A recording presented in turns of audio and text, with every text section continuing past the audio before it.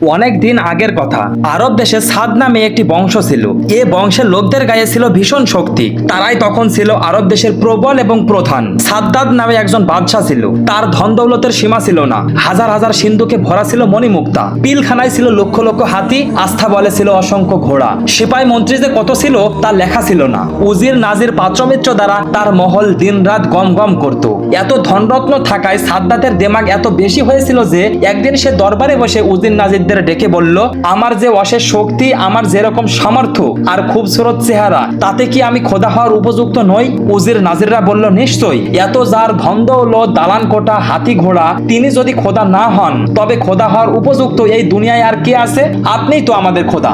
আরব দেশের লোকেরা তখন গাছ, পাথর, আগুন ইত্যাদির পূজা করত। সাদ্দাত এটার প্রতিদ্বন্দ্বিতা হয়ে হুকুম জারি করলো, কেউ গাছ, পাথর, আগুন বা অন্য কিছুর পূজা করতে পারবে না। তার বদলে সম্রাট সাদ্দাতকে পূজা করতে হবে। একদিন হযরত হুদ আলাইহিস সালাম সাদ্দাতের দরবারে উপস্থিত হলেন এবং বললেন, আপনি নাকি খোদাই দাবি করেছেন, এটা ঠিক নয়। মূলত সারা জাহানের খোদা হলেন মহান আল্লাহ তাআলা। আল্লাহ তাআলা পরকালে মানুষের সকল কর্মের হিসাব নেবেন। তাই আপনি আল্লাহ এবং পরকালকে বিশ্বাস করুন এবং ঈমান আনুন। হযরত হুদ আলাইহিস সালামের সাহস দেখে দরবারের সবাই অবাক। ক্রোধে সাদ্দাতের চোখ দুটি লাল হয়ে উঠল। বলল, ওরে ফকির, তুই কে? কোথা থেকে এসেছিস? হুদ আলাইহিস সালাম জবাব দিলেন, আমি আল্লাহর নবী। তিনি আপনার এবং এই অঞ্চলের সকল মানুষের হিদায়াতের জন্য আমাকে পাঠিয়েছেন। আপনার দেশেই আমার বসবাস। মেঘ গর্জনের মতো হুঙ্কার দিয়ে সাদ্দাত বলল, মূর্খ ফকির, তোর আল্লাহকে আমি কেন মানতে যাব? তোর আল্লাহ কি আমার থেকে বেশি সুখী? হুদ আলাইহিস সালাম জবাব দিলেন, হ্যাঁ নিশ্চয়ই, বরং আল্লাহ তাআলার সাথে দুনিয়ার কোনো কিছু তুলনা হতে পারে না। আল্লাহ তাআলা বান্দাদের জন্য বেহেশত তৈরি করেছেন। ঈমানদার হয়ে দুনিয়া ছেড়ে চলে গেলেই বেহেশত লাভ হবে। ঈমান না আনলে বেহেশতের অতুলনীয় শোভা, অনন্ত শান্তি, অপরন্ত সুখ, চাঁদের মতো হুর আপনার ভাগ্যে জুটবে না। সাদ্দাত তখন অট্টহাসি হেসে বলল, এমন আজগবি খবর ঢের ঢের শুনেছি। হুদ আলাইহিস সালাম বললেন, এটি গল্প নয়, সত্যি সত্যি আল্লাহ তাআলার এমন অপরূপ বেহেশত রয়েছে। আপনার কি তা পেতে মন চায় না? সাদ্দাত জবাব দিল, এমন আজব বেহেশত তো সবারই পেতে মন চায়। তাই বলে তোর আল্লাহর পায়ে আমি মাথা ঠুকতে যাব কেন?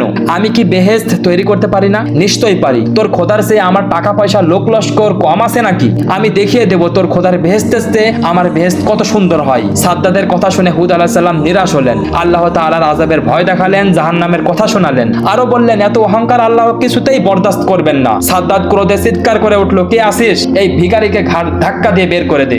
অপমানিত হয়ে ফিরে গেলেন হযরত হুদ আলাইহিস সালাম। তারপর সাদ্দাত তার উজির নাজিরদের ডেকে বললেন, হুদের আল্লাহর বেহেশতের আমার প্রয়োজন নেই। তার বেহেশতের চেয়ে বেশি সুন্দর করে আমি একটি বেহেশত তৈরি করব। তাই তোমরা উপযুক্ত একটি জায়গা সন্ধান করো। অনেক খোঁজাখুঁজির পর আরব দেশের এমন একটি জায়গা সকলের পছন্দ হলো, যে জায়গাটি হলো মোট 140 মাইল, লম্বায় 8 মাইল এবং প্রস্থে 5 মাইল জায়গা জুড়ে মাটি দিয়ে উঁচু করা হলো। সাদ্দাত হুকুম জারি করলো, রাজ্যে যে সকল মণিমুক্তা জহরত আছে তা সব এক জায়গায় জমা করো। বাদশাহর হুকুমের সাথে সাথে সকলে মণিমুক্তা, হীরা, মানিক, জহরত সব এক জায়গায় জমা করলো। লক্ষ লক্ষ কারিগর সেখানে কাজ করতে লাগলো। দিন রাত পরিশ্রম করে দীর্ঘ 300 বছর কাজ করে বেহেশত তৈরি করা হলো। এই বেহেশতের যেদিকে নজর দেওয়া হয় সেদিকেই অপরূপ। চারিদিকে শ্বেত পাথরের দেওয়াল ও খাম তৈরি করা হয়েছে। তাতে শিল্পীদের কারুকার্য দেখলে চোখ জুড়িয়ে যায়। দেয়ালের গায়ে নানা রঙের ইয়াকুত পাথর দিয়ে এমন সুন্দর করে লতাপাতা ও ফুল তৈরি করা হয়েছে যে ভ্রমর ও মৌমাছি জীবন্ত ফুল মনে করে তার উপর এসে বসে। মেঝের উপরে রয়েছে নানা রঙের ফুলদানি। তাতে সাজানো হয়েছে জামরুদ ও ইয়াকুত পাথরের নানা রঙের ফুলের তোড়া।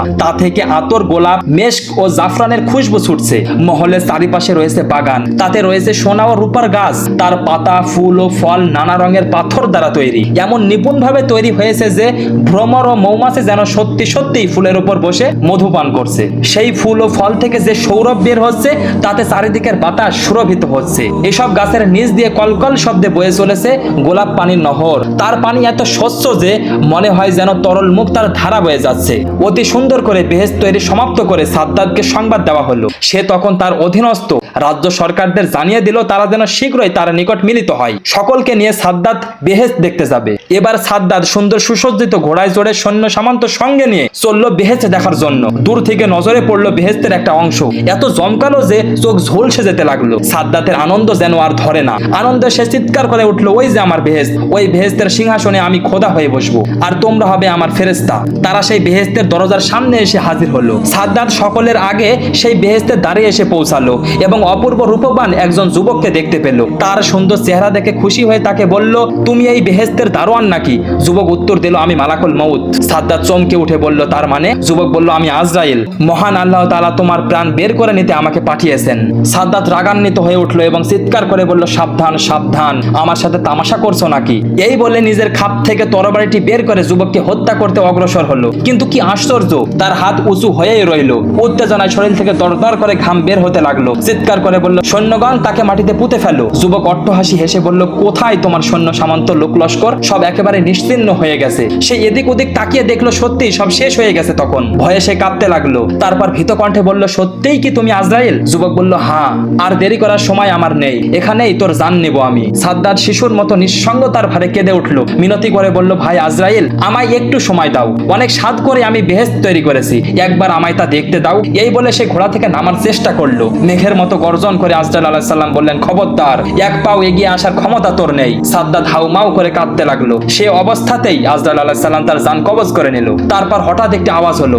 আওয়াজের সাথে সাথে সাদ্দাতের অতি সাদের বেহেশত, লোক লস্কর, উজির নাজির, পাত্র মিত্র সবকিছু চোখের পলকে মাটির মধ্যে বিলুপ্ত হয়ে গেল। দুনিয়ার উপরে আর কোনো চিহ্ন রইল না, শুধু চিরদিনের মতো মানুষের মধ্যে অঙ্কিত হয়ে রইল অহংকারের শাস্তি যে কত ভয়ঙ্কর হয় সে কথা।